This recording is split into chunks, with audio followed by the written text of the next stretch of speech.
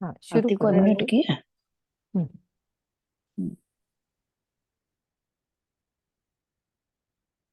हाँ, शुरू करो आरती।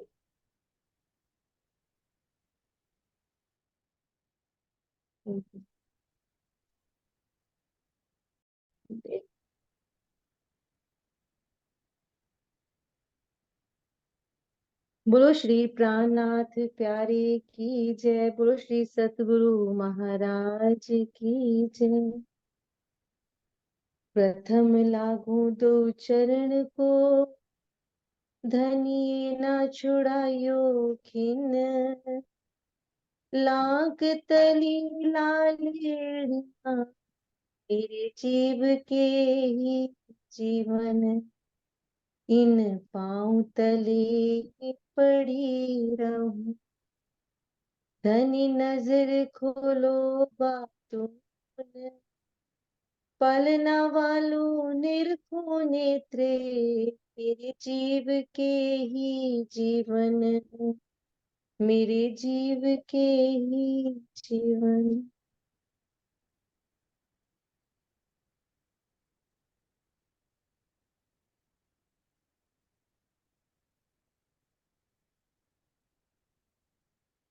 तन मंद मूल को, मैं तो पाँव पल छोड़ियो ना जाए। तन मंद मूल को, मैं तो पाँव पल छोड़ियो ना जाए। अब छल बल मोह करे, मोह आदि दियो उड़ाए। सनमंद मूल को, मैं तो पाँव पल छोड़ियो ना जाए। दर्द जो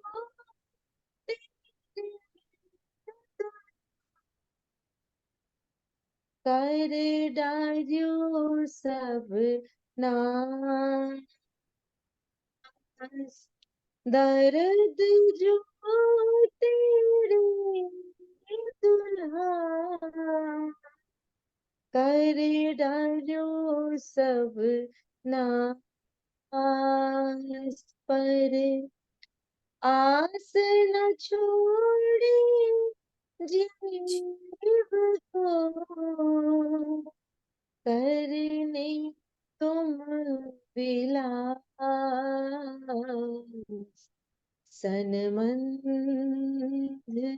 मूल को, मैं तो पाँव पल छोड़ियो न जाए।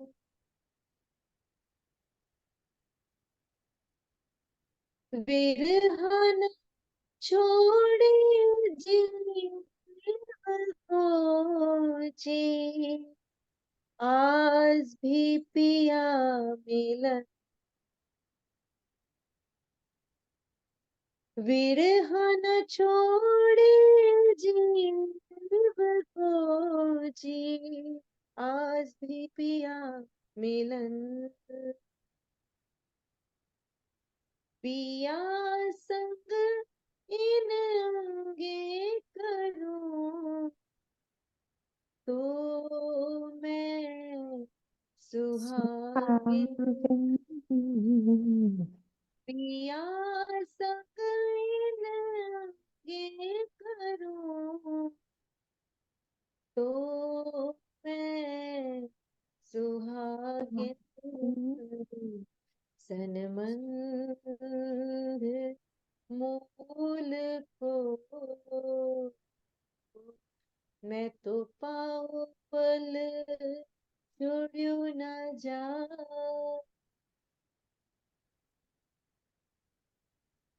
मैं तो अपना दिल रंगे पर तुम ही राख्यो जियो। मैं तो अपना दिल रंगे पर तुम ही राख्यो जियो। बल दे आप खड़ी करी कछु कारज अपने अपने को। सनमन मूल को मैं तो पाँव पल छोड़ू न जा।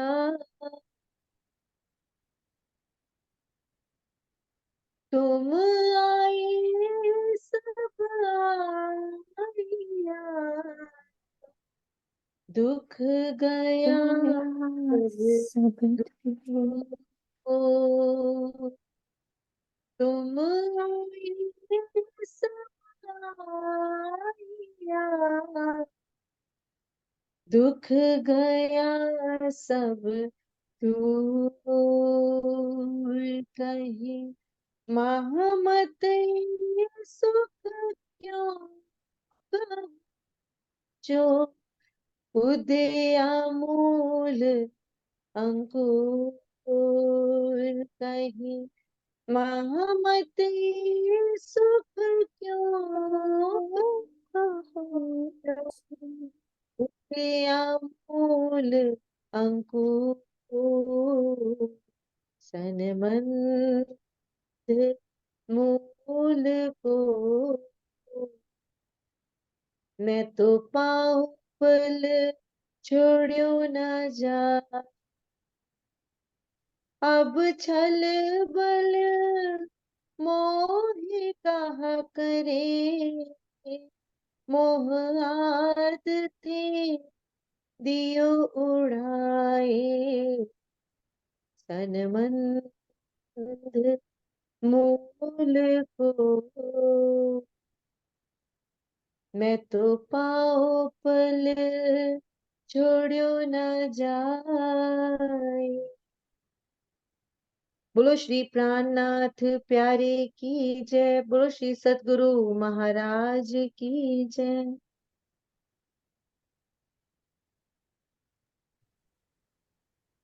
बहुत सुंदर भाव रखा आरती। ये थोड़ी कभी बीच में थोड़ी आवाज ऊपर नीचे हो रही थी। बहुत ही सुंदर भाव आपका। अब हम शुरू करते हैं अपना किरण पर।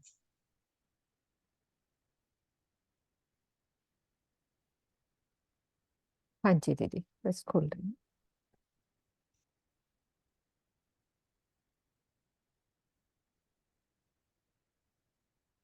हाँ जी सुंदर साथ जी, प्रकरण हमारा 7 खत्म हो गया था और अब चलेगा प्रकरण 8, राग विलावर।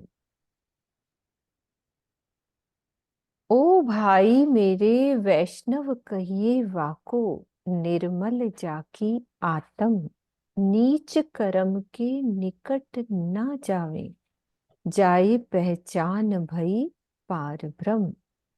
मेरे प्रिय भाइयों, महामती जी कह रहे हैं, मेरे प्यारे सुंदर साथ जी, वैष्णव कहलाने का अधिकार उसी को है जिसका हृदय ज्ञान एवं प्रेम से निर्मल हो चुका हो, जो किसी भी प्रकार के बुरे कर्म ना करे एवं जिसे सच्चिदानंद अक्षरातीत की पहचान हो गई हो। इश्क लगाए पिया सो पूरा, खेले अबला होए अहनिस। ओ अंधे अज्ञानी भरम में भूले, पर या ठोर प्रेम को रस। वह अपनी, यानी कि उसकी बात करें कि वो क्या करेगा, वो अपनी आत्मा को प्रीतम अक्षरातीत की अर्धांगनी मानकर दिन रात अनन्य प्रेम में डूबा रहता है। इश्क लगाए पिया सो पूरा, पूरे से मतलब दिन रात।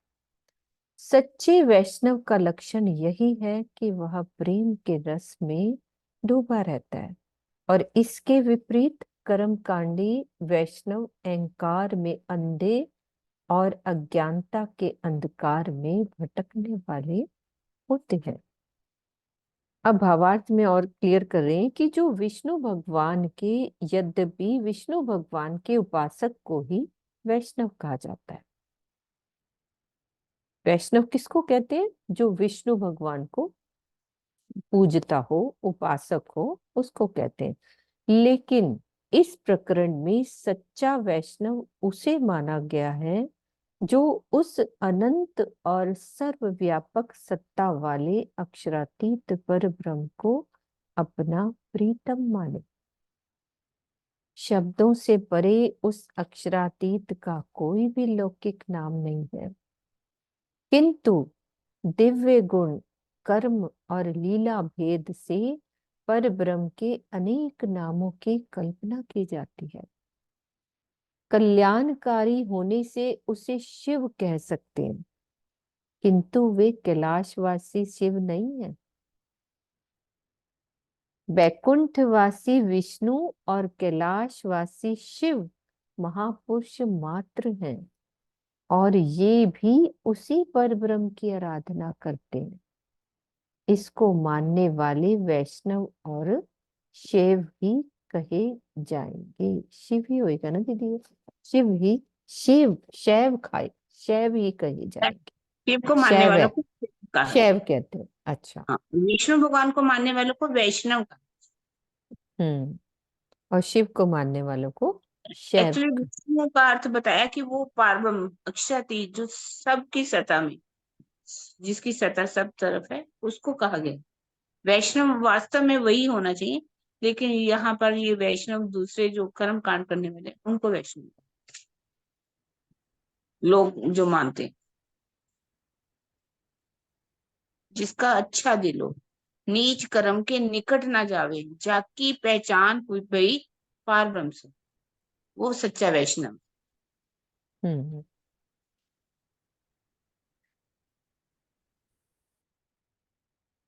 जब आत्म दृष्ट जुड़ी पर आत्म, तब भयो आत्म निवेद। या विद लोक लखे नहीं कोई, कोई भागवान वंती जाने ए भेद। जब आत्मा ध्यान में अपने मूल तन परात्म को देखती है, जब आत्म दृष्ट जुड़ी पर आत्म, जब आत्मा ध्यान में अपने मूल तन परात्म को देखती है, तो क्या कहते हैं उसको? तब उसे आत्म निवेदन कहा जाता है। अर्थात आत्मा का प्रीतम के प्रति प्रेम निवेदन।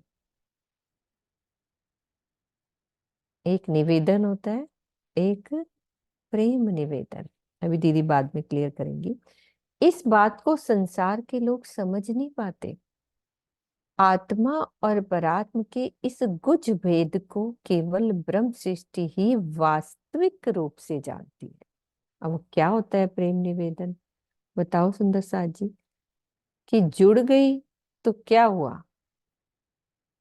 निवेदन। अभी भावार्थ में इसका वो क्लियर नहीं किया सुंदर साथ जी। किरण दीदी बताती है क्या भाव है। तब भयो आत्म निवेद। आत्म स्वामी जी ने बहुत अच्छी चर्चा की। आत्म दृष्टि जुड़ी पर आत्म, जब ध्यान लगाया जाता है, चिंतन किया जाता है, तो आत्म किसको देखती है? अपने मूल तन पर आत्म को देखती है। तो इसको कहा गया आत्म निवेदन। प्रेम, आत्म प्रेम निवेदन, और उसमें कोई फर्क नहीं है। आत्मा का अपने प्रीतम के प्रति प्रेम, उनका प्रेम। निवेदन, उनको देखना, उनका दीदार करना, अपनी परात्म को देखना, इसी को आत्म निवेदन कहा गया। इसमें ये नहीं कि आत्म निवेदन और प्रेम निवेदन में कोई फर्क है, दोनों एक ही बात हाँ दीदी, वो बात ठीक है। जैसे होता है ना एक देखना, और एक होता है प्रेम वाला जो दर्शन होता हाँ, है ना। हाँ, वो वाली बात दिल में आ देखेंगे रही थी। तभी हाँ देखेगा जब है तो प्रेम देंगे होएगा, है ना। हाँ, तो प्रेम प्रेम होगा से तो ही उसके बाद तो दर्शन, दिखना नहीं है। ऐसे तो प्रेम देख के ही नहीं बिना तो सकते। बातें ही होती हैं, बाकी कुछ नहीं होता। हम्म। प्रेम में डूब जाएगा तो ही दीदार होगा, है तो ना। ही दीदार होगा, प्रेम निवेदन, प्रेम वाला। जैसे एक दीदी निरखना और देखना हो जाता है ना, वो वाली हम्म। बात भाव आ रहा था वैसे ही दिल में। जब वैष्णव अंग किए री अपरस, और कैसी अपरसाई, परस भयो जाको परसोत्तम सो, सो बाहिर ना देवे दिखाई। जब सच्चे वैष्णव ने प्रीतम अक्षरातीत के प्रेम में डूबकर अपने हृदय को पवित्र कर लिया, तो उसे कर्म कांडों और जल आदि से अपनी पवित्रता को प्रमाणित करने की कोई आवश्यकता नहीं है। उत्तम पुरुष अक्षरातीत से जिसकी आत्मा का मिलन हो जाता है, वो संसार के लोगों के सामने प्रदर्शन नहीं किया करते। सो बाहिर न देवे दिखाई, परस भयो जाको परसोत्तम सो। जब मिलन हो जाएगा तो बाहर कहाँ प्रदर्शन होगा। अहनस अहनिस आवेश हुआ अंग में, जैसे मद चढ़्यो श्री महामत। वाको आशा और न उपजे तृष्णा, वाको आशा और न उपजे तृष्णा, वह एक सो एक चित्त। श्री मामती जी कह रहे हैं कि उसके हृदय में जब मिलन हो गया, दर्शन हो रहा है, तो क्या होगा, उसके हृदय में दिन रात प्रीतम की छवि बसी रहती है, और प्रेम की मस्ती चढ़ी रहती है। उसे संसार की कोई भी इच्छा या तृष्णा नहीं सताती, बल्कि उसका चित्त हमेशा अपने प्राण वल्लभ में ही लगा रहता है। ये पहचान बता दी ब्रह्म सृष्टि की।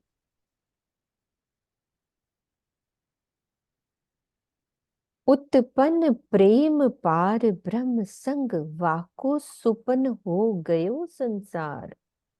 प्रेम बिना सुख पार को नाही, जो तुम अनेक करो आचार। जिसको प्रीतम से प्रेम हो जाता है, उसके लिए सारा संसार सपने जैसा झूठा लगने लगता है। भले ही तुम कितने ही कर्म कांडों का पालन करो, जो तुम अनेक करो आचार, किंतु जब तक तुम्हारे हृदय में प्रेम नहीं होगा, तब तक अखंड धाम का सुख नहीं मिल सकता। प्रेम बिना सुख पार को नाही, जो तुम अनेक करो आचार। साचारी साहेब साच सो पाइए, साच को साच है प्यारा। या वैष्णव की गत देखो रे वैष्णवो, श्री महामती इनसे भी न्यारा। पर ब्रह्म परम सत्य है, उसे सच्चे ज्ञान और सच्चे प्रेम से ही पाया जा सकता है। सत्य को सत्य ही प्रिय होता है।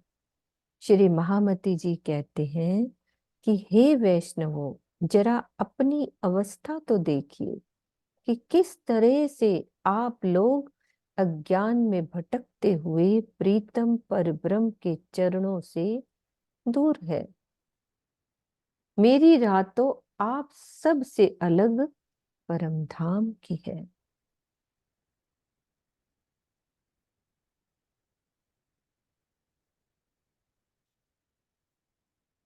हाँ जी दीदी, प्रकरण 8 चौपाई 81 हो गया।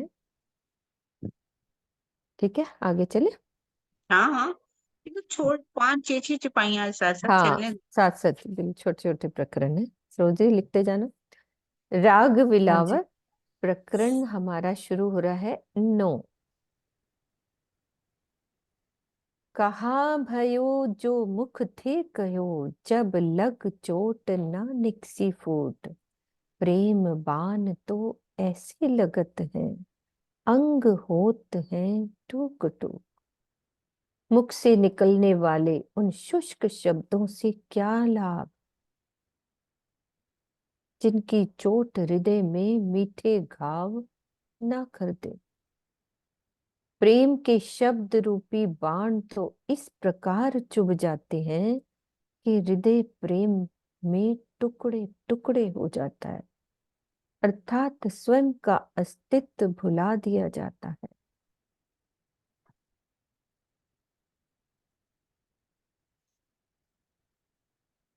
बहुत प्यारी बात कही दी है। कहा भयो जो मुक्ते कहो, प्रेम की बातें तो बहुत करते हैं, वास्तव में दिल में प्रेम नहीं है।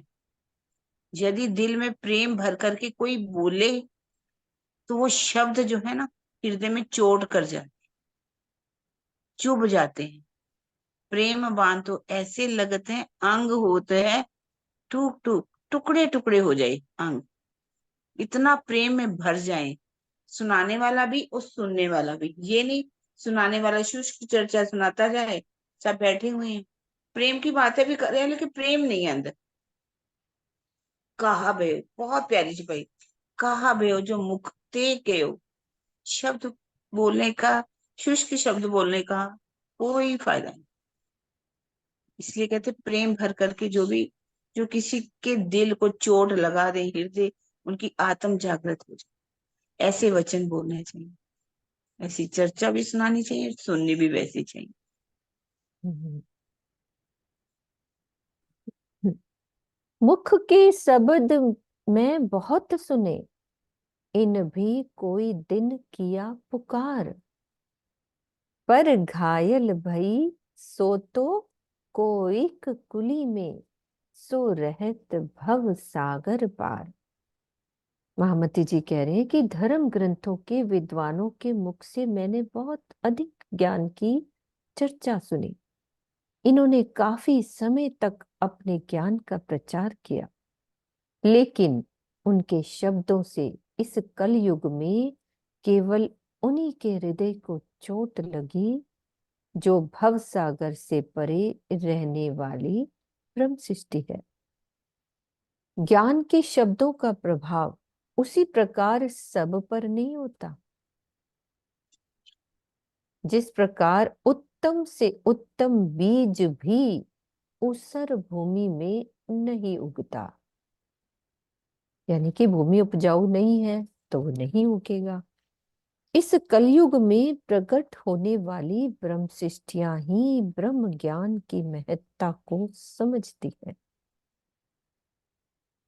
तो हम कौन है? ब्रह्म सृष्टियां ना, तभी बैठे हैं ना सब। वाको आग खाग बाग नाग न डरावे, गुण अंग इंद्री से होत रहित। डर सकल सामी इनसे डरपत, या विद पाइये प्रेम परती। ऐसी ब्रह्म सृष्टि को क्या होगा? अग्नि, भयानक पक्षी, बाघ और नाग आदि भी नहीं डरा पाते। वो अपने गुण अंग और इंद्रियों से रहित प्रतीत होती है। प्रेम में डूबी हुई आत्मा की यही पहचान है कि जिन भयावनी वस्तुओं से सभी लोग डरते हैं, वे वस्तुएं स्वयं ही इन ब्रह्म मुनियों से डरती हैं। ऐसे अभी कई उदाहरण होंगे, हम भी तक के ले सकते हैं। ऐसी मान्यता है कि एक ऐसा भयानक पक्षी है जो अपनी चोंच से हाथी को भी उठा सकता है। इसी प्रकार नाग तथा बाघ आदि भी सबको डराने वाले हैं। अब कह रहे हैं कि गुण, गुण का क्या तात्पर्य? आया ना, गुण अंग इंद्री से होत रहित। गुण का तात्पर्य है सत, रज और तम। इसी प्रकार अंग से अभिप्राय है हृदय अर्थात मन, चित्त, बुद्धि और अहंकार। चौपाई में आई ना, गुण अंग इंद्री। गुण का तात्पर्य सत, रज और तम, और अंग से तात्पर्य है हृदय, अर्थात हृदय में क्या आ जाता है? मन, चित्त, बुद्धि और अहंकार।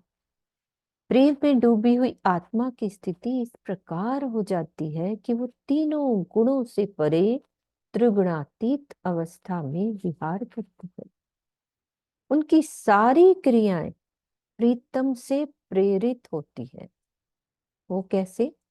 कि मन के मनन, मन से किया जाता है मनन, चित्त से क्या किया जाता है? चिंतन, और बुद्धि से क्या किया जाता है? उसकी विवेचना, और अहंकार के अहम भाव से परे स्वाभाविक प्रक्रिया होती है। अब गुण और अंग की बात होगी। अब इंद्रियां, गुण अंग इंद्रियां, इंद्रियां भी निर्विकार हो जाती हैं। इसी को क्या कहते हैं?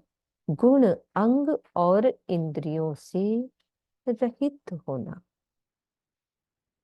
अब रहित कैसे हो जाती है वो, किरण दीदी?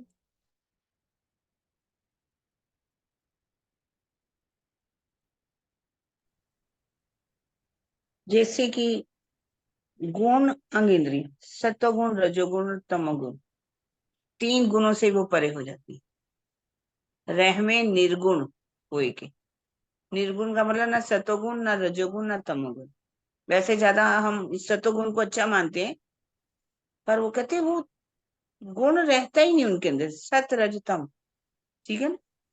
सात्विकता जैसे कहते हैं, राजसी या तामसी, इससे परे हो जाती है। फिर गुण अंग, नहीं अंग मतलब क्या? परे कैसे, परे किस हिसाब से तीन मतलब? गुण, जैसे कि हमारा भोजन है, वो भी हम्म निर्गुण हो जाए।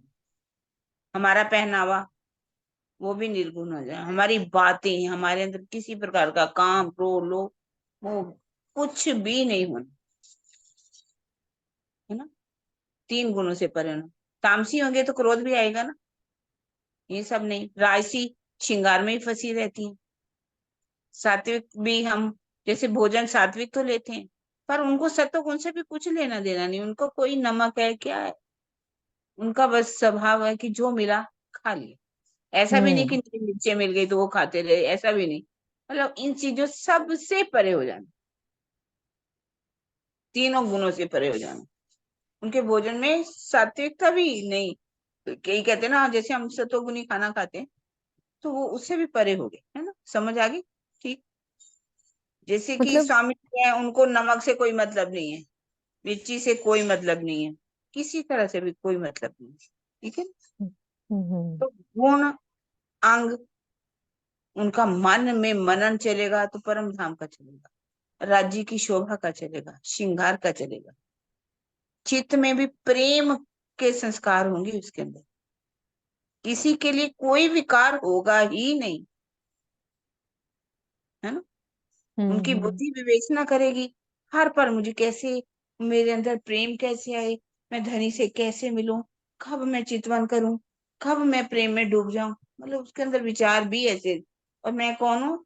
धनी तुम्हारी मैं केयल, धनी की मैं केयल। अहंकार भी जीव का नहीं, अंग का नहीं, कोई नहीं। तो इसका गुण अंग इंद्रियां, है ना? प्रेम में और डूब गई सारी इंद्रियां। उनकी आंखों में, आंखें क्या देखेंगी? परम धाम को देखना चाहेंगी, वाणी पढ़ना चाहेंगी, वाणी में डूबना चाहेंगी, हर पल मंथन करेंगी। तो कान दुनिया की बातें नहीं सुनना चाहेंगी, हर पल राज्य की बातें सुनना चाहेंगी। मुख से वो कोई किसी की कोई चुगली नहीं, कोई निंदा नहीं, कोई कुछ।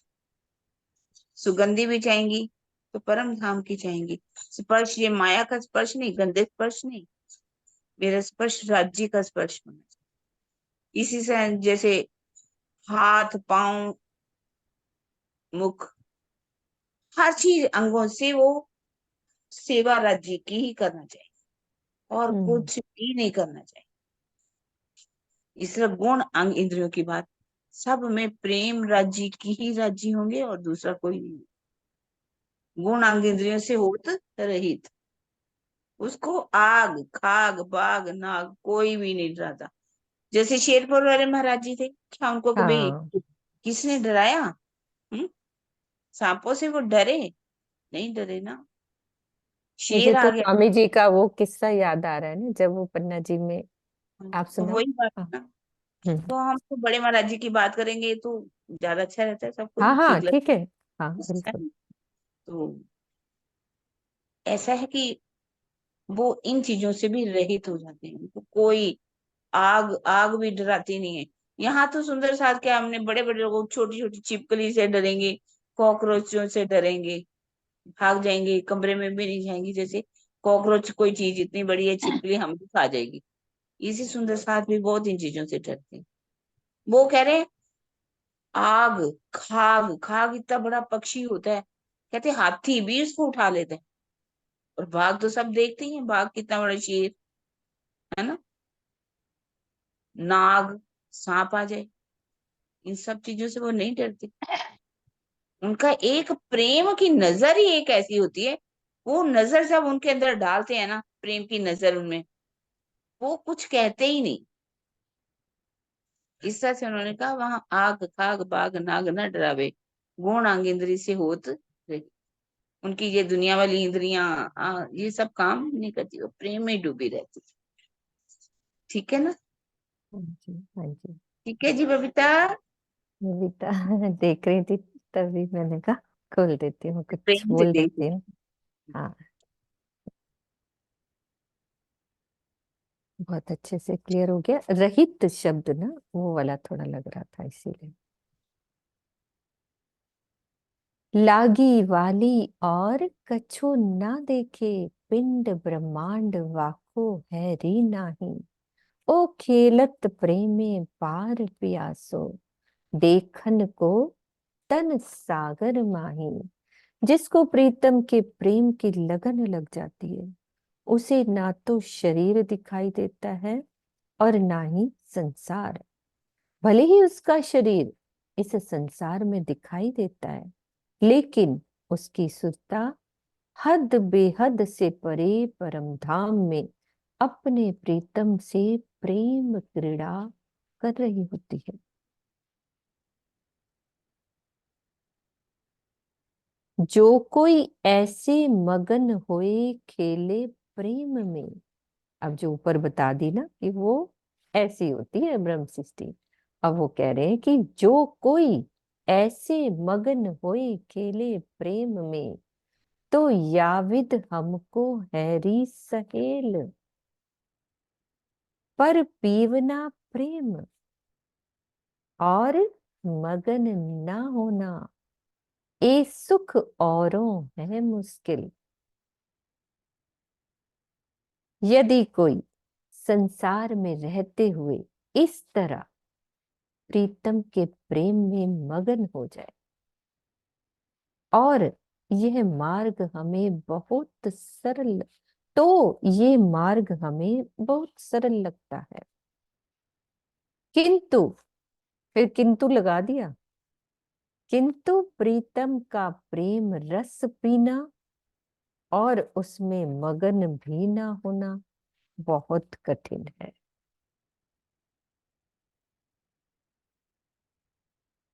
ब्रह्म सृष्टियों के सिवाय अन्य कोई इस राह पर नहीं चल पाता। हाँ जी बबीता दीदी, आप दिल, आप जो बोल रहे हो अंदर वो बाहर भी ले आओ। नहीं, मैं तो यही बोल रही हूँ कि कितना सरल सा, एक मिनट, कितना सरल सा रास्ता बता दिया कि हर पल हर क्षण बस उस प्रियतम को याद करो और कुछ करने की आवश्यकता नहीं है। देखो, हमें हमेशा ये लगता है ना कि उस प्रियतम को पाए कैसे, उसको पाना कितना मुश्किल है, क्या करें, ध्यान करें, टिटवनी करें, ये पढ़े, वहां करें, ये करें, दुनिया भर की चीजें दिमाग में आती हैं। जब ध्यान नहीं लगता तो लगातार लगता है टिटवनी नहीं हो पा रही, टिटवनी नहीं हो पा रही। अभी पढ़ती जा रही हूँ, मेरे मन में ऐसे लड्डू से फूट रहे हैं इतने ज्यादा। मैं यही सोच रही हूँ कि प्रियतम ने खुद ही कितना आसान सा, कितनी प्यारी प्यारी सी बातें उन्होंने बता दी कि जो हर पल मुझे याद करे, हर पल हृदय में बस मेरे प्रेम को बसा के रखे। अब जो प्रेम को बसा के रखे, तो वो कहाँ, वो मेरे पास ही तो हर पल है। और फिर चितवन ही क्या, किसकी बात, फिर तो आप हर समय समझ लो आप प्रियतम के पास ही हो। तो बस मेरे मन में यही बात लगातार चले जा रही थी, इतना आसान सा सब कुछ बता दिया। अब हम ना करें तो वो हमारी ही गलती है। सच प्रणाम जी। चलिए, अब आगे भावार्थ में भी और बता रहे हैं कि जिस प्रकार धनवान व्यक्ति बहुत अधिक धन मिलने पर भी सामान्य मानसिक अवस्था में ही रहता है, और कंगाल आदमी अधिक धन प्राप्त करते ही अपना मानसिक संतुलन खो देता है, उसी प्रकार प्रेम स्वरूपा ब्रह्म सृष्टि प्रेम रस पीकर भी संसार में सामान्य रूप से रहती है, किंतु जीव सृष्टि इस बोझ को अच्छी तरह नहीं उठा पाती। ये है वो वाली बात। पर पीवना प्रेम और मगन न होना, ये सुख औरों है मुश्किल। एक तो प्रेम में डूबे रहो और दुनिया में रहना भी पड़ता है, तो ये खाली ब्रह्म सृष्टि ही कर सकती मतलब है। प्रेम की प्रदर्शन नहीं करते वो हाँ भाई, कि मैं नॉर्मल रहेगी ना, उसको पता नहीं चलेगा उसका। प्रेम में भी डूबी रहेंगी, लेकिन ऐसा भी नहीं मतलब जैसे सुंदर साथ को थोड़ा सा मिलता है तो राजी मेरे पास आ गए, राजी ने ये कर दिया, राजी ने वो कर दिया, ऐसा वो हम्म नहीं करती, प्रेम में ही डूबी रहती है। और दुनिया पे दिखावा भी नहीं करती, मगन भी नहीं होती, क्योंकि जैसे करोड़पति है उसको और धन मिलता जाए उसको कोई फर्क नहीं पड़ता, पर जो थोड़ा सा कंगाल हो उसको कुछ हीरो का मिल जाए तो पागल ही हो जाते हैं। थोड़ा सा जिसको मिलता है तो वो ढंडोरा ज्यादा पीटते हैं, इसका मतलब यही कि हमें थोड़ा मिलने पर मेन ये बात है।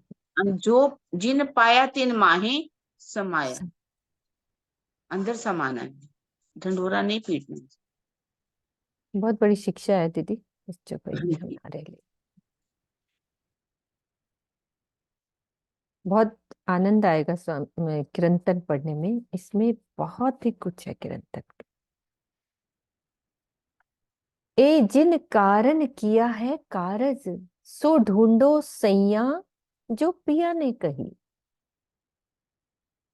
ना तो अब ही मगन होए खेलो प्रेम में, तब तो देखन कहन सुनन तय रही।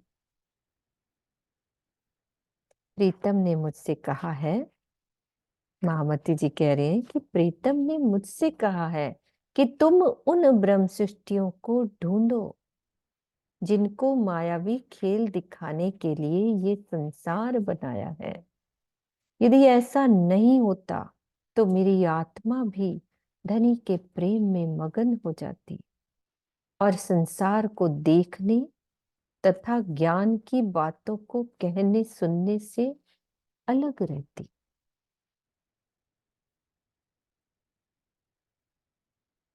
ये अलग ही अर्थ हो गया दीदी। वो कहते हैं यदि मैं मगन हो जाती तो कैसे सुनाती सबको, है ना। मतलब ये भी उन्होंने ये कह दिया कि ऊपर कि मगन नहीं होना मतलब दिखावा नहीं करना, हम्म लेकिन कहते यदि मैं भी ऐसी हो जाती फिर मेरे से वाणी उतरती नहीं, और मैं तो बस राज्य का दर्शन करती उन्हीं में ही डूबी रहती। देखिए राज्य ने दोनों बातें बताई हैं कि राज्य का दीदार भी आगे की छुपाइयों में होगा और वो सबको बताएंगे भी। प्रदर्शन नहीं होता इसमें, क्योंकि ब्रह्म शिष्यों को कैसे मिलेगा यदि वो हम्म अपनी बात ही नहीं बताएंगे। देखिए एक होता है वास्तविकता और एक होता है थोड़ा सा मिलने पर दिखावा ज्यादा कर, इन हम्म दोनों में तुलना करके बताए। अगर ऐसा कहते कि मैं भी प्रेम में डूब जाती तो मैं कैसे सुना, हमें सुख मिलता, कैसे हम्म मिलता, नहीं मिलता ना। तो ये बताया है कि प्रेम में भी डूबना है और मुझे सुंदर साथ को भी बताना है। तो जैसे ऐसे भी सुंदर साथ हैं जो प्रेम में डूबे हुए हैं, दीदार भी करते हैं, और वो बात को बताएंगे भी, पर ऐसा नहीं कि मुझे ऐसा ऐसा, चर्चा में ही ऐसा ऐसी बातें बता देंगे, अपने अनुभव बता देंगे, जिससे प्रदर्शन भी नहीं होगा, प्रेम में भी कोई फर्क नहीं आएगा, और कोई प्रतिष्ठा वाली भी बात नहीं होगी, कोई अपना दिखावा भी नहीं होगा। ऐसे ये ही बात है। महामती जी ने भी। हम्म।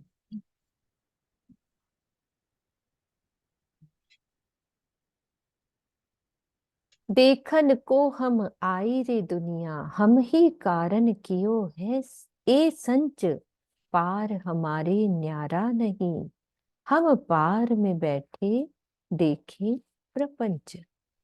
हम इस संसार को देखने के लिए आए हुए हैं, और हमें दिखाने के लिए ही ये ब्रह्मांड बनाया गया है। हमसे परम धाम अलग नहीं है, बल्कि परम धाम में ही धनी के चरणों में बैठे बैठे सुरता द्वारा हम इस झूठे खेल को देख रहे हैं।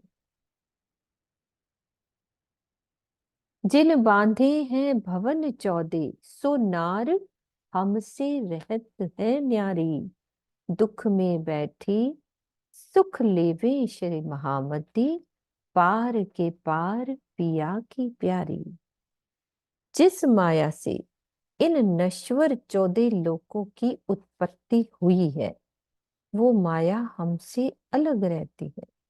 श्री महामती जी कहते हैं कि परम धाम की ब्रह्म सृष्टि अपने धनी की लाडली अंगना है।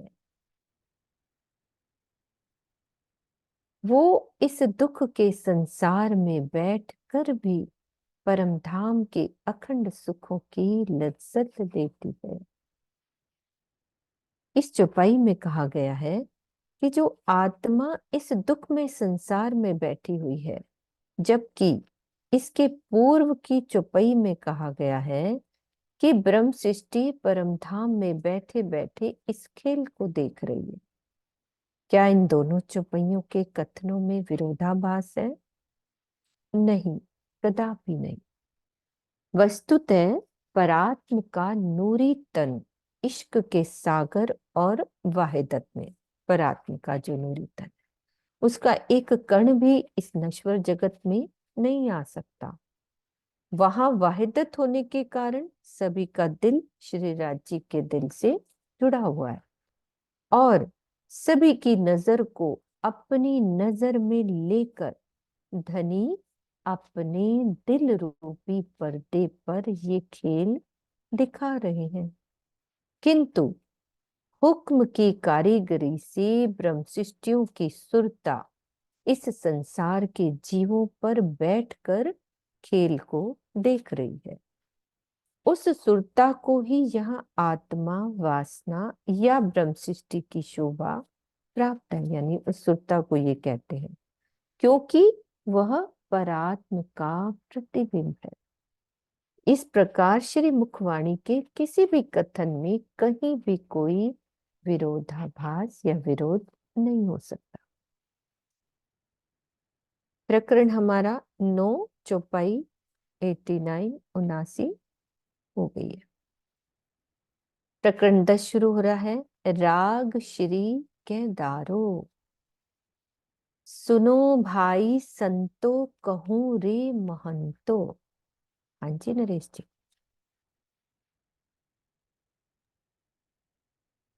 राम जी, प्रणाम जी। बड़ा ही प्यारा ये वाला कीर्तन है। क्या भय हो जो मुख देखियो, जब तक चोट ना निकसी। देखो इसमें वो जो एक चौपाई आई ना कि भाई आ, ये जिन कारण किया है कार्य, जो सो ढूंढो सैया, जो पिया ने कही, ना तो अब ही मगन होए खेलो प्रेमे, तब तो देखन। कि उधर दोनों तरफ से बात कर रही हैं, सखियों को भी समझा रही है कि प्रीतम ने मुझसे कहा है कि तुम इन ब्रह्म शिष्टों को ढूंढो, और यदि इनको मायावी खेल दिखाने के लिए संसार बना, तो अगर यदि ऐसा ना होता तो मैं भी धनी के प्रेम में मगन हो जाती, और संसार को, मतलब हमें वो एक तरह से बता रही है कि मैं सब कुछ इसलिए तुम्हारी ये वाणी सब तुम्हारे बताइए। सामने है। चाहे वो उन्होंने कितना देखा होगा, कितना उसमें से एक बूंद हमें इस 18,758 में दे रही है। और फिर आगे कह रही है कि मैं भी देखो दुख में सुख लेवे महामती। अभी जो बबीता जी भी कह रही थी ना कि भी बड़ा आसान कर दिया, वो वाकई में बात आसान है। एक ही चुपई, दो चुपइयों से सब आसान हो जाता है, दो या तीन चुपइयों से। कि भी सुरता एक ही राखिए, मूल मिलावे माए, शाम झामा जी बैठे साथ। और इसकी एक और सुझाव है, ये मूल मिलावा अपना। हम कहते हैं ना हमें धनी से प्रेम नहीं आता, हमारे दिल में वो तड़प क्यों नहीं आती। ये मूल मिलावा अपना, नजर दीजिए इत, पलक ना पीछे फेरिए हर पल, पलक ना पीछे फेरिए, जो इश्क अंग उपजत। 24 घंटे आठों पैर 64 घड़ी, अगर हमारा ध्यान चित्त मूल मिलावे, कभी हट भी जाता है, हमारी कोशिश होनी चाहिए माया के कामों के वजह से कभी, लेकिन we have to remind our self again and again कि हमारा चित्त हटा तो नहीं है, हमारा चित्त हटा तो नहीं है। तो ज्यो इश्क उपजे, इश्क उपजेगा ही उपजेगा, क्यों नहीं उपजेगा। तो उसी तरह से महामती जी कहते हैं, दुख में सुख लेवे महामती। जैसे मैं लेती हूँ यहाँ दुख में इस 14 भवन में बैठ के, देखन को ये तन सागर माई। इस प्रकार में एक एक चुपई इतनी मतलब हृदय को वो करने वाली है कि भाई देखन को तन सागर माई, वो फिर प्रेम रहती अपने धनी के प्रेम में मगन ही है, संसार में जो शरीर नजर आता है उसका बस। तो बड़ा ही प्यारा, इसकी एक एक चुपई इतनी प्यारी है। प्रणाम जी। नाम जी। ये ना, इसमें हाँ लास्ट जी। वाले में प्रकरण में कितनी चपाइयां हैं इन 9 में? ये, हाँ जी, क्या कह रहे हो दीदी? प्रकरण 9 में चौपाई 89। नहीं 89 नहीं, लास्ट चपाई कितनी है नंबर? लास्ट, अच्छा नंबर है दीदी, 89 मुझे, ही है, हाँ, नहीं नहीं, वही टोटल चपाई नहीं, नहीं, 8 है, 8, 8 है। बस 8, ठीक, ठीक है, ठीक है। ठीक है। 8 है। हाँ, हम्म। वो लिखना होता है ना, उसमें डालना होता है ना यूट्यूब में। हाँ जी। सुनो भाई संतो कहूँ रे महंतो, तुम अखंड मंडल जान पाया। वैष्णव बानी पूछो गुर ज्ञानी, ऐसा अंधेर धंधा क्यों ले आया।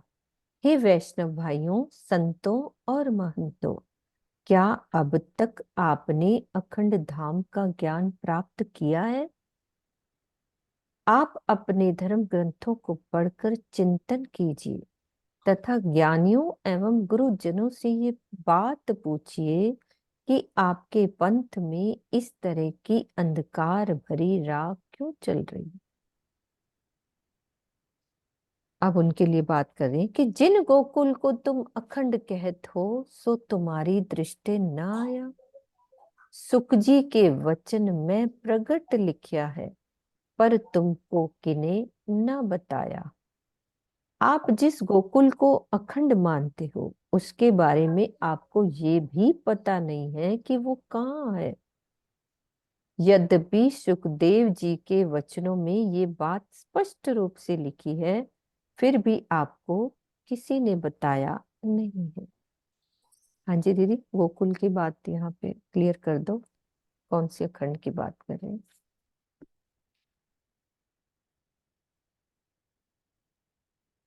ये गोकुल अखंड जी प्रतिबिंब जो पड़ा है ना, उसकी बात है।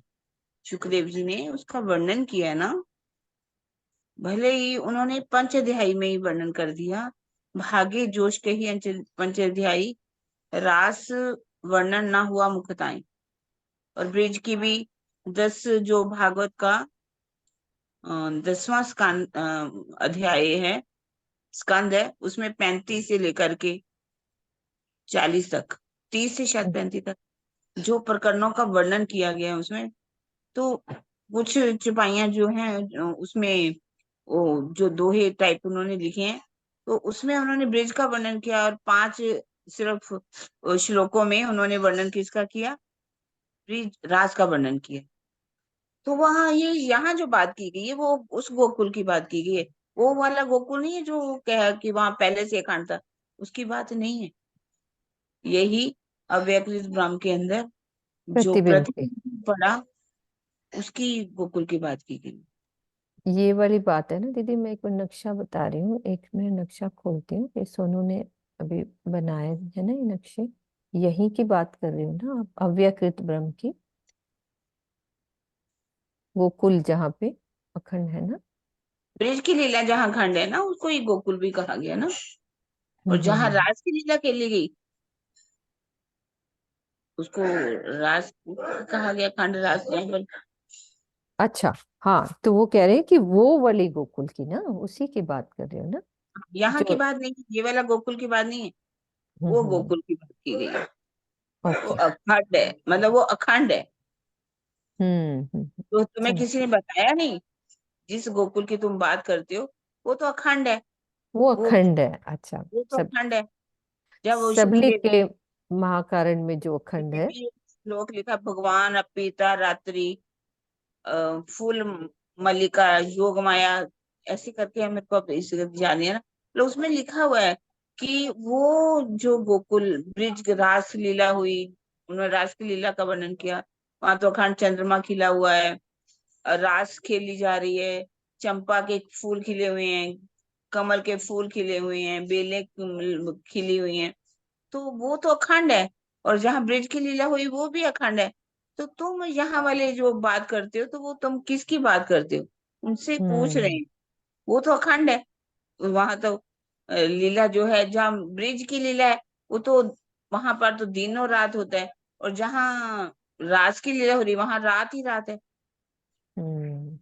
तो वो तो अखंड है। तो यहाँ को भी देखा जाए तो अखंड लीला तो नहीं हो रही ना रात। यहाँ भी अगर कहते हैं कि रात को कोई वहां देख नहीं सकता, तो वहां जो लीला हो भी रही है तो अखंड लीला तो नहीं है ना। रात दिन में कहाँ क्यों नहीं हो रही?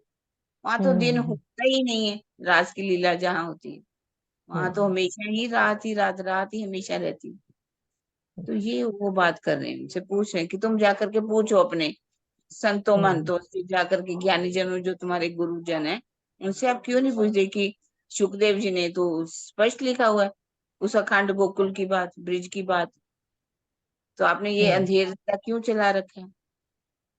ऐसी हम्म। बात। ठीक है। जाको तुम सतगुरु कर सेवो, ताको इतनी पूछो खबर, ये संसार छोड़ चलेंगे आपन, तब कहाँ है अपनों घर।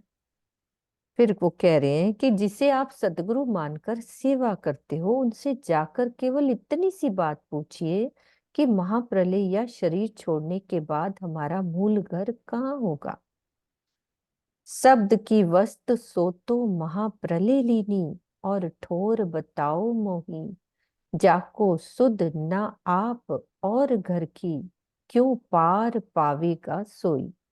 जिसका वर्णन पाताल से बैकुंठ और निराकार तक किया जाता है, वो तो सब महाप्रलय में लीन हो जाने वाला है। इससे भिन्न तो अखंड मंडल है, उसके बारे में बताइए, जिसे स्वयं ना तो अपने स्वरूप की पहचान है, ना अपने घर की। भला वो भला इस भव सागर से पार कैसे हो सकता है। कोई आप बड़ाई अपने मुखते, करो 100 लाख 1000, परमेश्वर होय के आप पुजाओ, पर पाओ नहीं भव पार। भले ही कोई अपने मुख से अपनी प्रशंसा लाखों 1000 बार करे और स्वयं को परमात्मा के रूप में घोषित करके पूजा करवाए, फिर भी वो भवसागर से पार नहीं हो सकता। कोई सुध ना पावे जाकी, ऐसी माया सपरानी, आपे प्रभु आपे सेवक, मांझे मांझ उर जानी। ये माया ऐसी छल वाली है जिसकी वास्तविकता को कोई भी नहीं समझ पाता। इसके जाल में सभी लोग आपस में इस प्रकार उलझे पड़े हैं कि कभी तो अपने को सेवक मानते हैं और कभी प्रभु मानते हैं। हाँ जी सुंदर सा जी, यहीं तक चुपई लेते हैं। तो कोई सेवा की बात करनी है, टाइम ज्यादा हो जाएगा। चुपई नरेश जी आपकी खुली है ना, या आप चुपई धुरा दो। कोई कोई सुध ना पावे जाकी, ऐसी माया सप रानी, आपे प्रभु आपे सेवक, मांझे मांझ उरझानी, मांझे मांझ उरझानी। बोलो श्री प्राणनाथ प्यारे की जय। प्रेम से बोलो, बोलो श्री प्राणनाथ प्यारे की जय। बोलो श्री सतगुरु महाराज की जय। बोलो पन्ना धाम की जय। सर्व सुंदर साथ की जय। प्रणाम जी।